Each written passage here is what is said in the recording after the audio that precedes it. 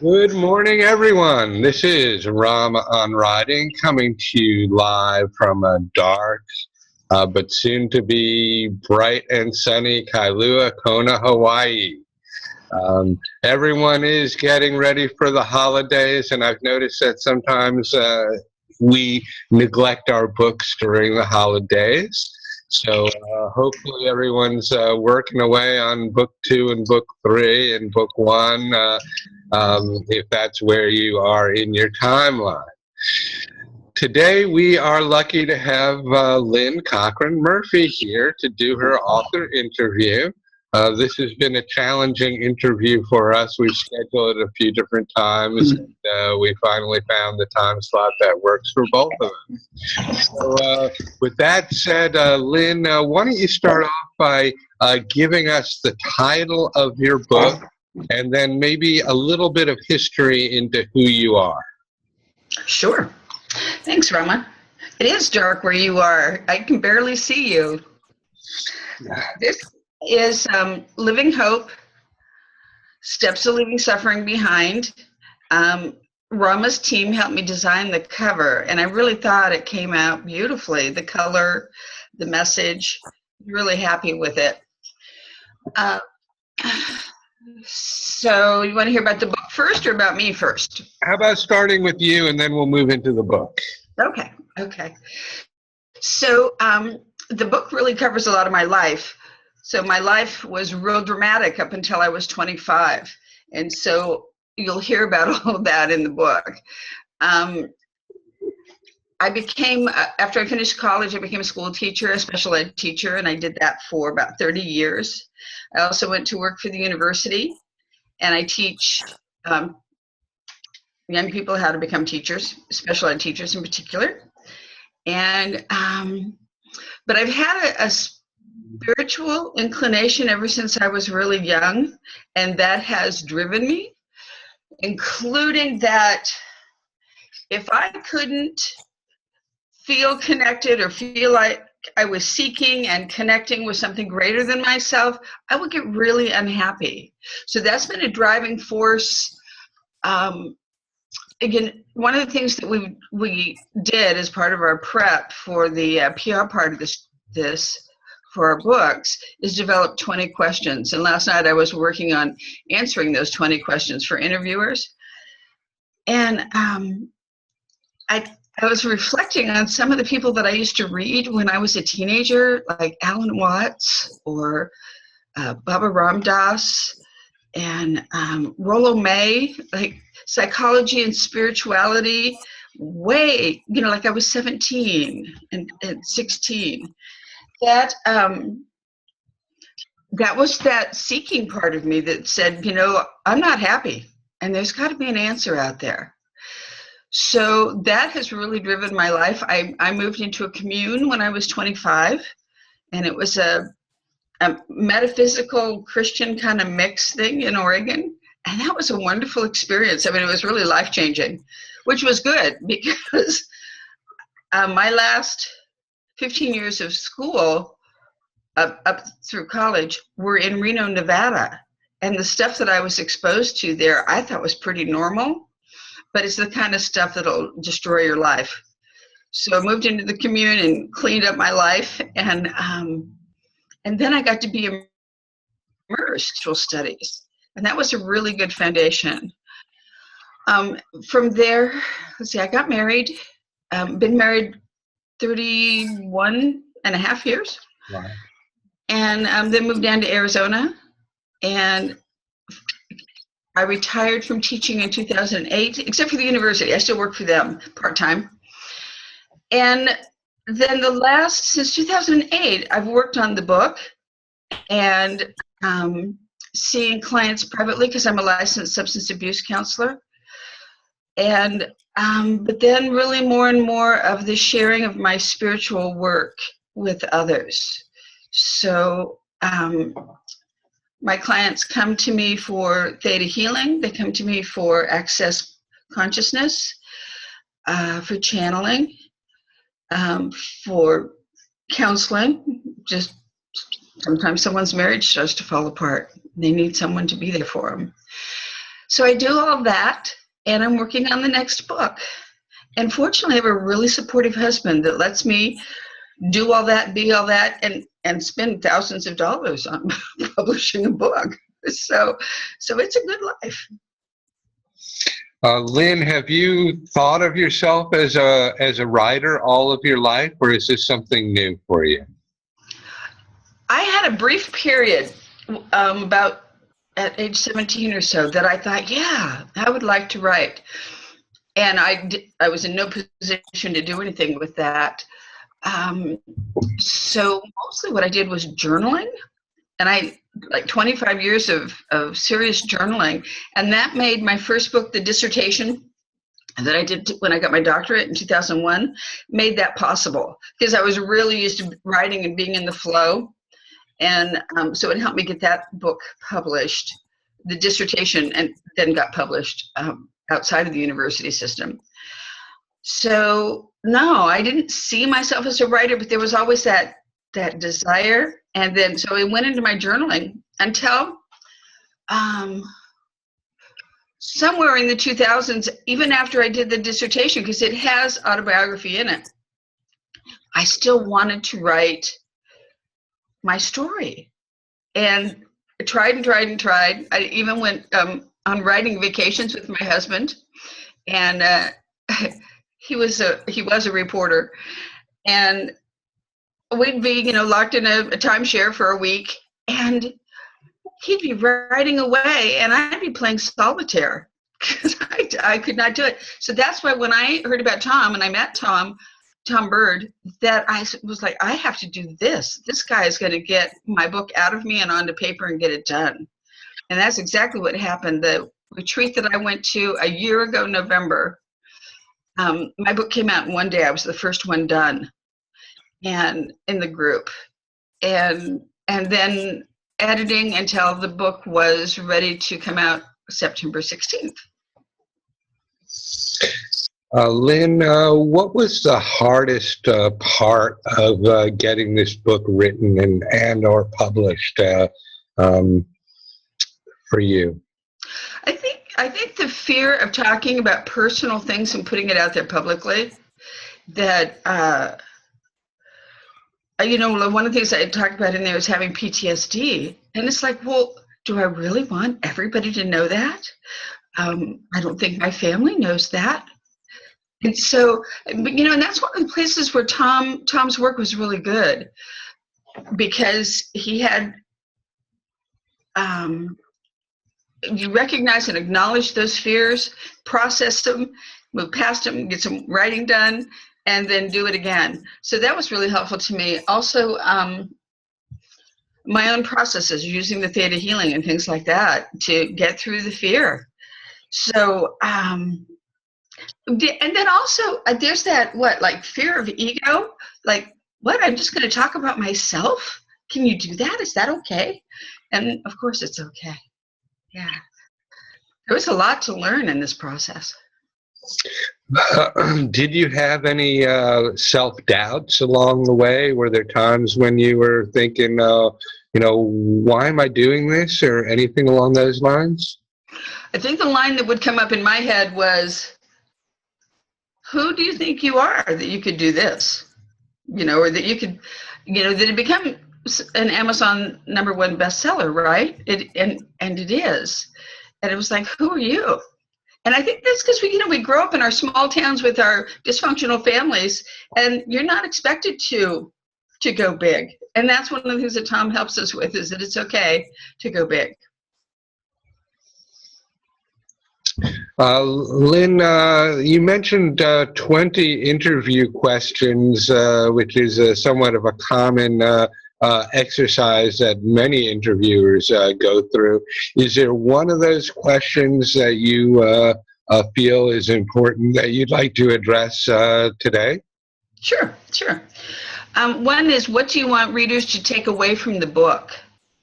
And I created that question, but I liked it because of I didn't want the book just to be about, let me tell you my story, but I wanted it to be, if you read this, if it speaks to you, in it are all kinds of things that can make a difference in your life. So if you choose, well, first off, if you are seeking, if you want encouragement, if you're looking for something, there are, 102 ideas in there. From that, I'm creating the 7 steps to leave suffering behind, a workshop. And so I'm doing that this Wednesday for the first time, that workshop with a small group of women, running a pilot of it. But from all that, what I want people to take away is hope. And I love, it's like that's the key word I come to, and that's the title of the book, Living Hope. But to see that, especially, how many people in our country are depressed? How many people in our country are on medications for depression? And medication makes it so you can live, but it doesn't heal you. So there's a lot of suggestions in there, and they range from meditation and spiritual practices, Tai Chi, Qigong, studying other people to see who's got what you want, and then other actions and steps from taking the Myers-Briggs so that you'll know more about your own personality. Another one was, got the book right here somewhere, Dan Millman's book on life purpose and looking at your numbers. Things like that is to understand yourself better, because the definition that I got of me from my family is not one that I wanted to keep. So using all these different tools, the counseling tools, using therapists, journaling, autobiography is a powerful tool. Using all those moves you forward in life and gets you unstuck. Has made me really happy.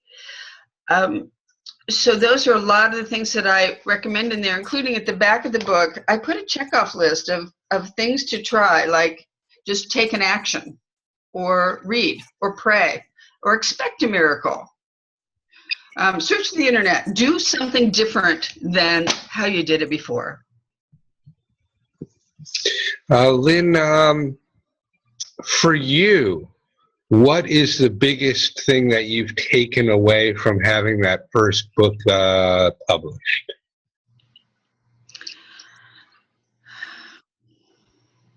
I think that I've told my story enough now, and I'm good with it. Yeah, it only took 2 books. That it was such a healing process to go through, talking about everything that was and what I learned from it and how I got out of that, to like, I don't have to do it anymore. My next book is a totally different topic. Speaking of which, what is the topic of the next book? The title of the book really nails it. It's The Mystery of My Unfolding Self. And I don't know if that'll remain the title, because you know how working titles are. But it's about the self-discovery and the spiritual growth process, mostly in the last 10 years.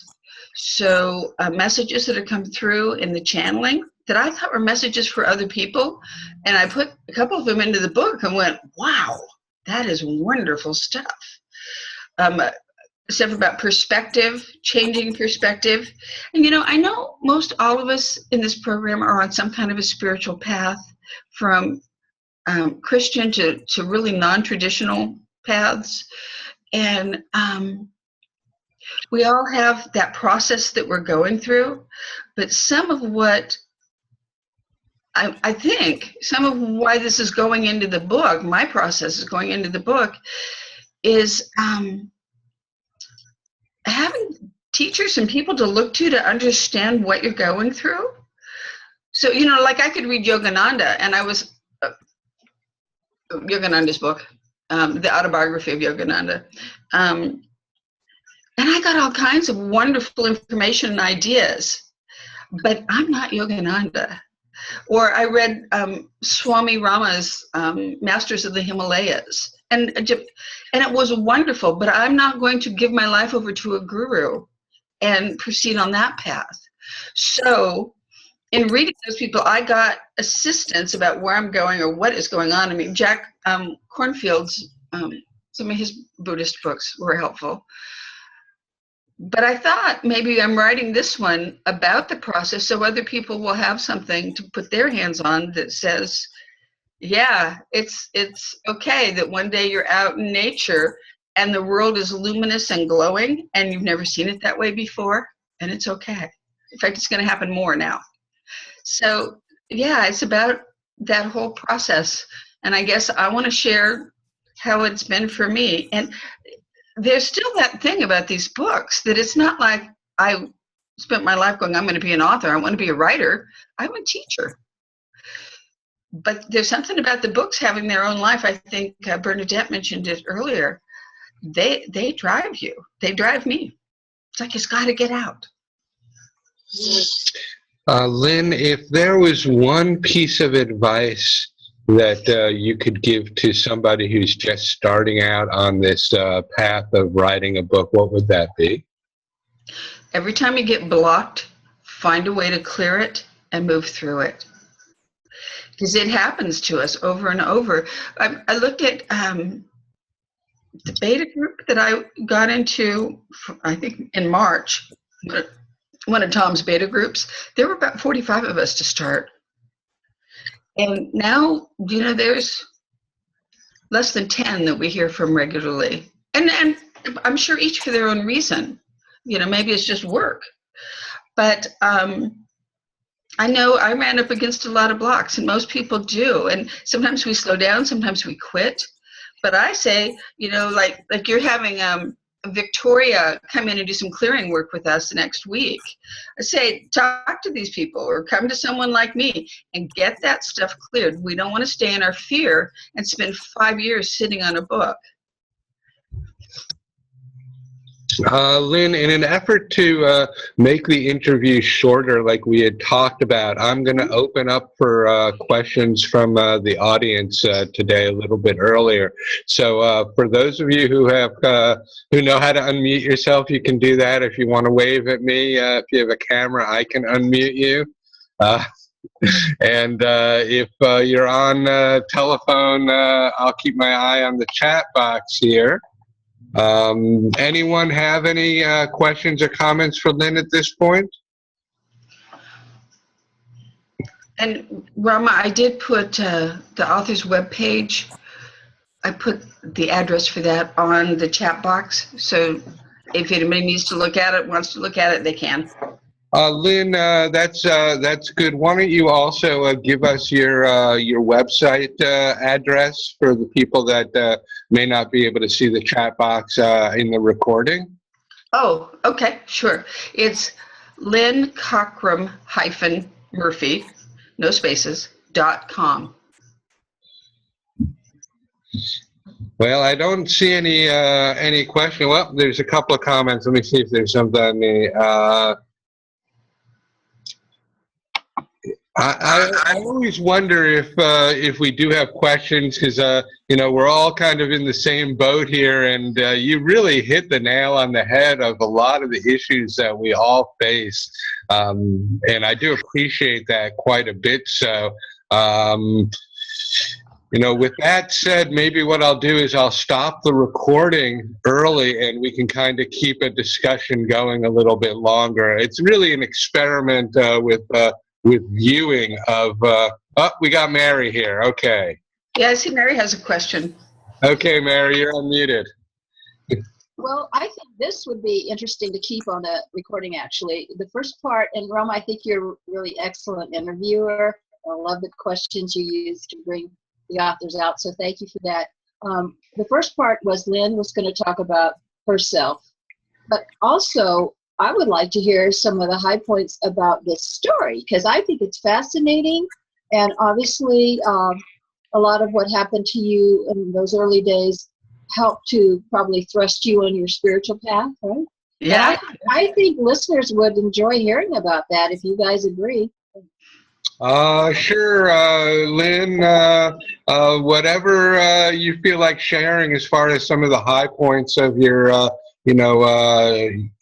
transition to being an enlightened being. Go. And I think it's interesting that Mary's the one that brings up the question, because Mary, I read her book, and she also grew up in Reno, or part of her life, and we went to different high schools, and then we went to the same university. One of the things that Tom really encouraged was starting the book with something powerful. So I started with the house fire that I survived. I was the only survivor at age 2.5. And so the furnace had exploded. And so from that, I lived in the hospital for, I don't know how long, because everybody that was around at that time is gone now. So I can't ask those questions. Then, let's see, when I was 4, my mother remarried, and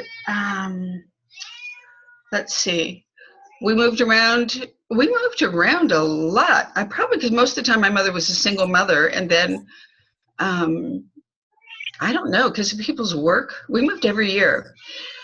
So, let's see, there was a lot of family dysfunction. My mother grew up with dysfunction, and she continued it because she didn't know how to do it different. So we had drinking and fighting and arguing and all that nastiness. And as Mary said, that is a motivator. It's like, okay, well, I know how I don't want to live my life, so I will not marry someone like that. And I didn't. In fact, we have a really peaceful home. I love that about us. So let's see what else happened. Then that man died in a logging accident. That stepfather died in a logging accident. I was 9. My mother married when I was 10, and she married a raging alcoholic, abusive, crazy man. And we moved around every year again, or more often. I didn't go to the same school for 2 years until high school. And that was because I could drive a car and get myself back to the school I wanted to be at. So it's interesting because it was because of that I got a scholarship from a women's group for one of my first years in college. That they and they're the ones that told me, like, that's really a hardship that you grew up that way. I'm like, is it? So boy, lots of learning along the way. Let's see. Oh, and what I didn't mention, 2 things. One is that my sister was born when I was 7, and with my mom and stepdad, and she's great. She's around. She's really cool, and she's one of the people that, as I wrote this book, that I checked in with, because I didn't want to put anything out there that she couldn't live with, and she was cool with it, so that worked out.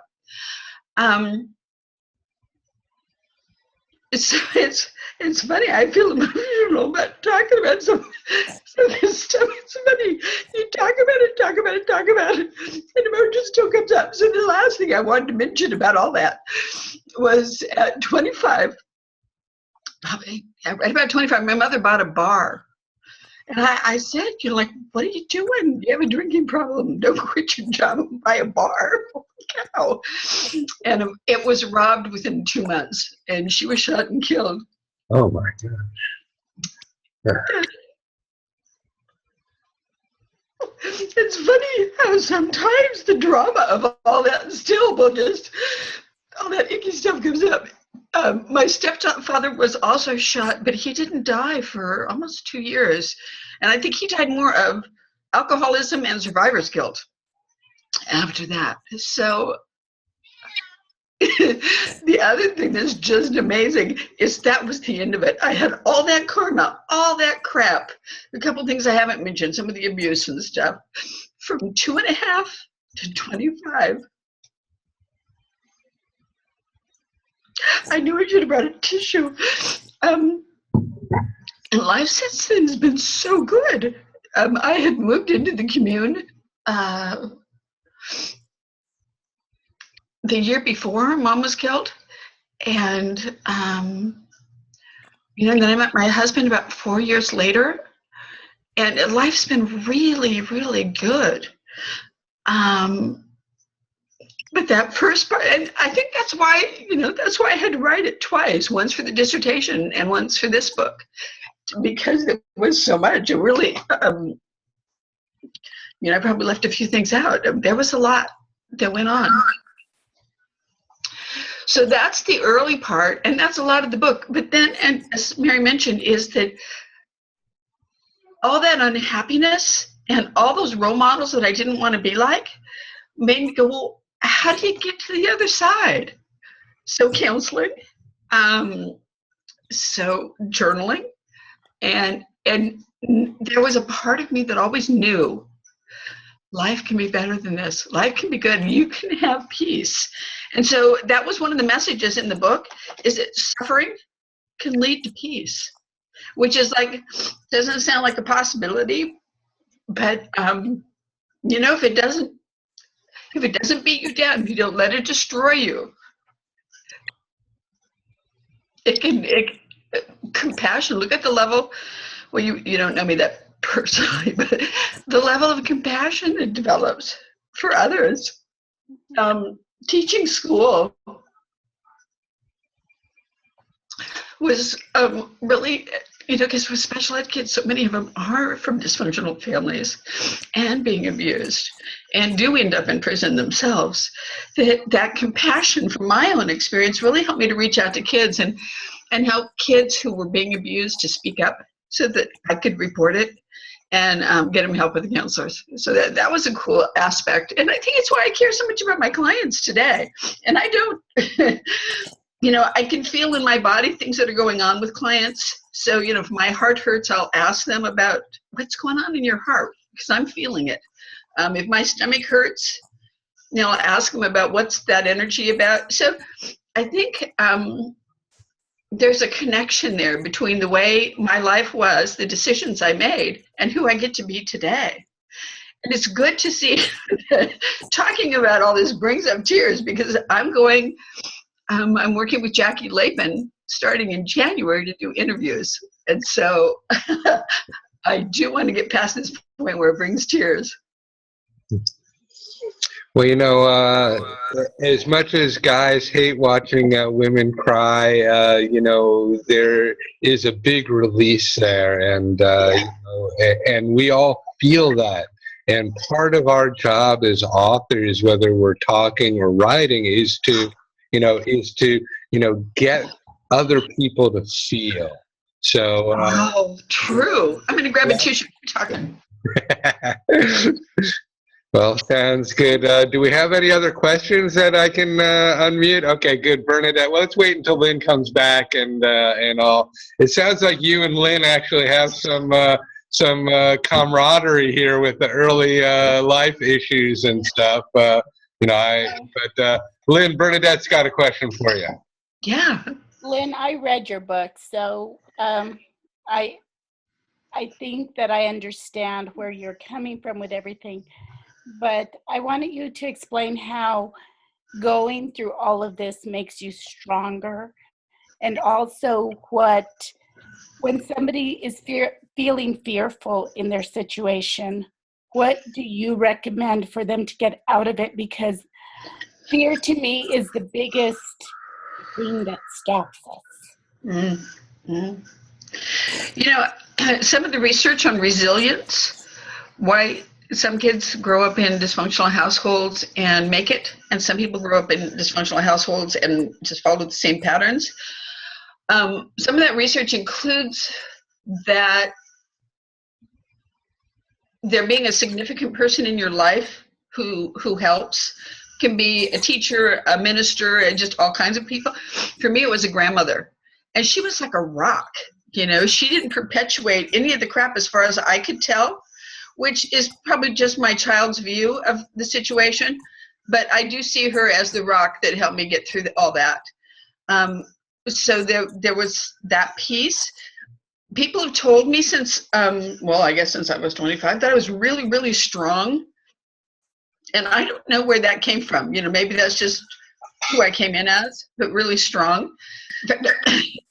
In fact, that was one of the first positive traits that I really owned about myself. And then what was the last part of your question? Well, how people can get out of fear, but I just realized what you said. You said people said you were strong, but I think what you went through made you strong. Maybe. You had to rise above it, and you had to see yourself as, I am more powerful than this. I just knew that, you know how a kid, well, my experience was that my parents would be with friends, it would be a holiday, and everybody's drinking and having fun at first until it turns nasty. And I said to my mom, what the hell is wrong with you guys? These are your friends. Why would you fight with them like that? She's like, oh, this is normal. Blah, blah, blah. Like there was something wrong with me for bringing it up. And I just knew intrinsically, there's something really wrong with you guys, and I'm not going to be part of that. So that was a part of me that just knew or never died off. And I think a lot of kids have that, where they see the situation for what it is and go, no, you guys are weird. I don't like it. Anyway, so that resilience research was really helpful for me to understand how I went through all that and then went, not for me. Regarding the fear and the writing, I think Tom Bird offers a lot of things that helped me. A lot of that mirror work that he had us do, I thought helped. My meditation helps because I take my problems there, and sometimes they dissolve. Sometimes I get answers, or sometimes I get out my journal and write about it and get answers there. Haven't been into therapy for years and years, but I have some wonderful people in my life that theta healers and other kinds of healers that I can say, well, okay, I worked on why does that question about who am I to put this out here? Why does that keep coming up? You know, I keep working on resolving that. Why does that keep coming up? Who do you think you are? And that's just like old family programming. So that's when I reach out to other people. Otherwise, most of it, I've got tools and work through it myself. I guess the last thing I'd say is that spiritual connection, that sitting in meditation until you feel empty and quiet, and I don't have any questions or any problems at that time. Everything it's like you can take your problems into meditation and get them answered.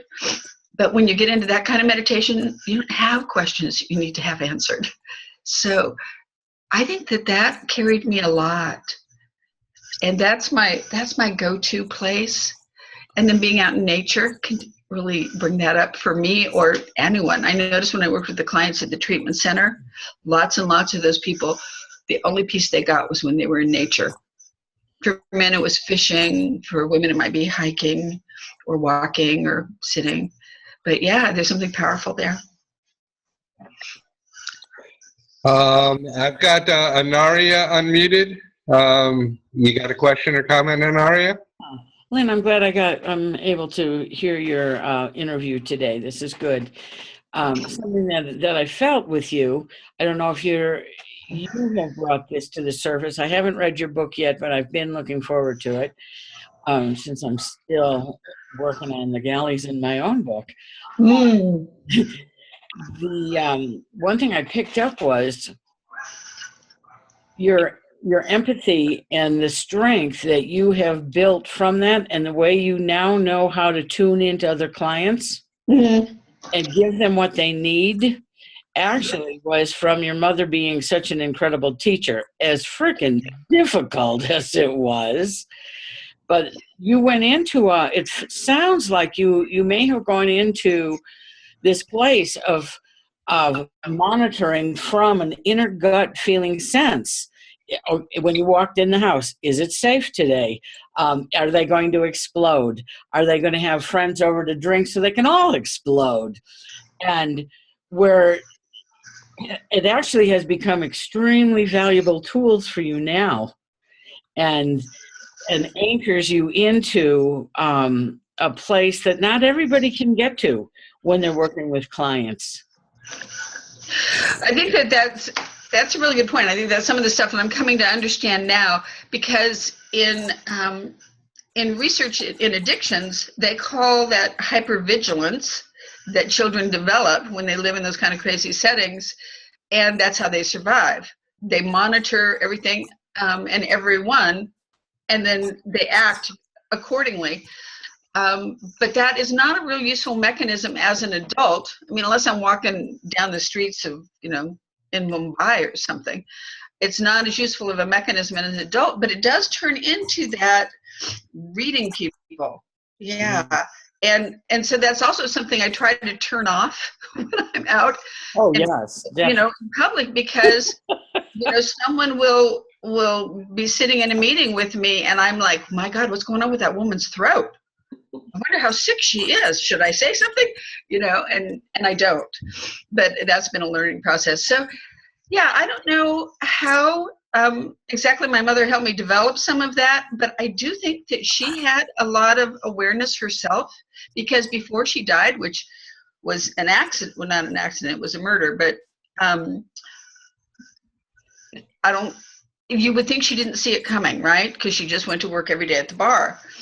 And, but she did things like our birthday presents, she died in May, our birthday presents for June were already in the house. And our Christmas presents were at the store on layaway. She took care of a lot of things like that. The wedding ring that my dad had given her, she gave to me about 3 months before she died. And the same with the ring that my sister's dad had given her. She gave it to my sister just months before she died. So there were a bunch of things that she knew, or there was something that she knew, and she took care of a bunch of things in a really nice way before she died. Oh, I like that. Amy, one person's paranoia is another's hypervigilance. It's all that awareness that we have that we weren't taught what to do with or what it is. And it's good stuff, but you have to figure out how to work it. Well, it sounds like you have figured out how to work it, Lynne. I'm sorry, what'd you say? It sounds like you have figured out now how to work it. And give yourself credit for this. Thank you. That's very sweet. Thanks. You're welcome. Dawn, you've unmuted yourself. Do you have a comment? Yes, I have several things on my mind. One, when you talked about seeing yourself more as a teacher, I think early on, if I heard right, it was you saw yourself more as a teacher than a writer. And yet I see the teaching, the beauty of the teaching in your writing is amazing. Amazing. Have you read the book? No, I haven't, but I'm going to. Oh, okay. Secondly, this is totally logistical. You might be able to go back to that hospital where you were as a young child and get the records, because my daughter did that. Yeah. And got volumes of records on hospitalization as an infant. That's just a logistical thing. The third thing is, I feel like even with all that happened and all you've spoken about, there was a spark of the divine in you that allowed you to go through all of that protected and to bring you to the place that you are now to share with others that you encounter. Almost as if there was an aura of protection around you. Yeah. Thanks for mentioning that. I kind of feel that. Yeah. And then when I looked at what was it about me that made it so that I didn't become an alcoholic or a drug addict or commit suicide or whatever, and it was that sense of the divine always pushing me, going, no, it doesn't have to be this way. Yep. Come find that source, Lynne, because it's here. And I was raised. I'm sorry, go ahead. Well, my last thing is, what is my last thing? Keep talking for a second, it'll come back to me. Okay. Well, I was just going to say that that I was raised Christian, and I think that that's valuable because I had something to hold on to. But then I became Buddhist, and I didn't mention I lived in a Buddhist commune from age 17 to 19. And then, let's see, or 19 to, somewhere in there, 19 to 21. But eventually I ended up just calling myself eclectic, because there isn't a word that I know of for, when you want to study metaphysical and Hindu and Buddhist and Christian, and then, you end up with something that I don't have a name for it. You also mentioned the book teaches, And that was something that took some refining, because the first version of this that I wrote was telling, you should do this, and this worked for me, you should do that. And I can't remember, Rama, it was like 7,000 words out of the book at the second retreat I went to. And that was kind of scary, but then there was plenty to fill in. And I love that these books, a lot of our books are not huge, that people can read them quickly, and they're not expensive, so that's a good thing too. My last thing, I know what it was. It is that some emotion is fine, so because I have listened to you on a number of the Wednesday conversations, and I had seen the emotion. And in the beginning of this interview, I didn't see that. And I thought, now I was trying to put together kind of, where's the Lynne I've seen on Wednesdays with the Lynne today? And, the reality is that emotion. The reality is what comes up for us. And I think, I struggle with that too. And it's kind of not wanting to be all that so that people just can't listen anymore. But the tears are real. I mean, the history is real. And I think if that comes up in interviews, it's okay. There is such depth in that. It's okay. Yeah. Cool. Thanks. Well, and one of the things we learned as counselors is when a person can tell their story and talk about the events that I talked about and not have any emotion, that's not healthy. Yeah. So, Mary, I saw your hand wave. I wanted to salute you for your strength and courage and, your guidance to share such a personal story. I know how that is, and I understand all your fears. But see, that's one reason I wanted to ask that question. I wanted you to get there. I wanted you to be able to get to that real personal feeling level, which I think even people that look this up in the archives, Rama, they'll relate to it more because you're sharing your humanity. You obviously are, a very gifted and advanced soul that was put in this family, like many of us feel like, what was I born into this family for? Because as one person was indicating, sometimes the people hardest on us can be our biggest teachers in a way, but also you were there to be the light in that family. You were going to have a light. And I can relate. And I do think, again, I just want to salute your courage. And I also think this is good practice because when we're getting interviewed on the radio shows, we don't want to cry this much. But, yeah. It's like, we're kind of picking a little scab here, but we're your friends and we love you. And you're going to save us. Sweet. Thanks, Mary. Yeah, we'll see what happens with all that. It starts in January. And, I did one other one, Theta Healer, that I know has a radio show. And on that one, I just had a moment where I was like, oh, and I just choked myself up. And then the conversation moved on and it was fine. So, yeah, we'll just have to see what happens.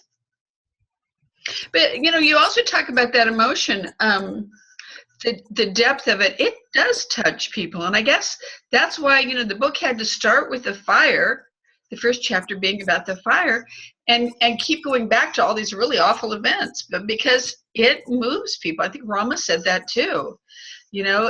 That's how, if you touch people, then they'll want to read your book and keep reading it.